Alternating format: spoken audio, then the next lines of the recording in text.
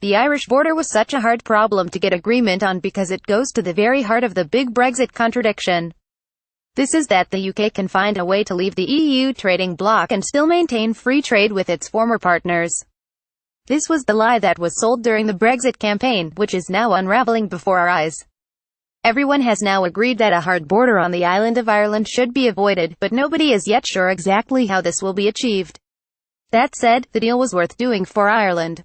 By tying down key commitments from the UK, it strengthens our position in the talks to come. The government faced some flack for holding out, but it was the right call.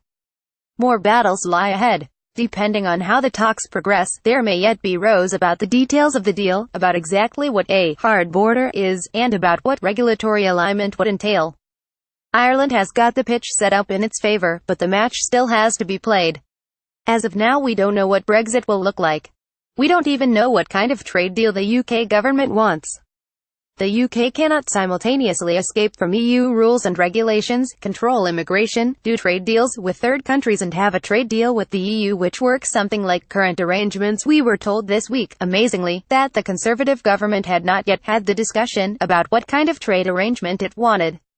This is because, like a family Christmas dinner, they know that bringing up touchy issues will inevitably lead to a big row. But the hard discussion cannot now be delayed as the UK must outline its wishes ahead of Phase 2.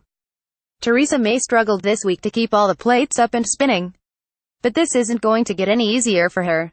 Nigel Farage is probably right when he tweeted that Britain was now moving on to the next phase of humiliation.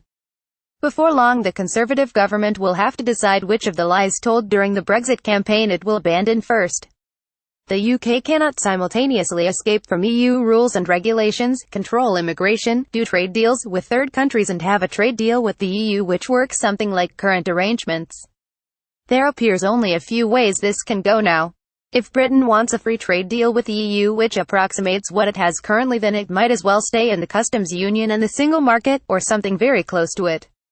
Then the UK would have to abandon its key Brexit principles and continue to abide by EU rules, give up the chance of doing its own trade deals, and probably continue to accept the jurisdiction of the European courts.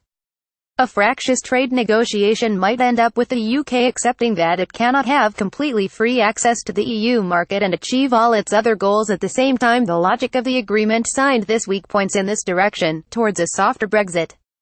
It is the way to achieve Brexit and meet the commitments of this week's deal on avoiding a hard border and allowing continued free trade between the North and Britain. But can the UK sign up for this short, perhaps, of a general election? The second possibility is at the opposite end of the spectrum, a no-deal Brexit where the talks collapse in acrimony and the UK leaves without any agreement. This would be chaos, and cause huge economic and social damage in the UK and significant upheaval here. It is still a risk despite the progress made. Is there a middle way?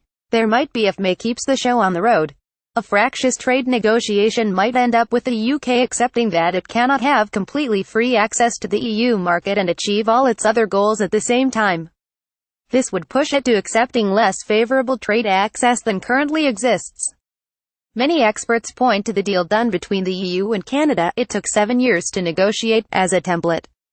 You would still wonder about the enormous complexity of negotiating this, but maybe it is possible.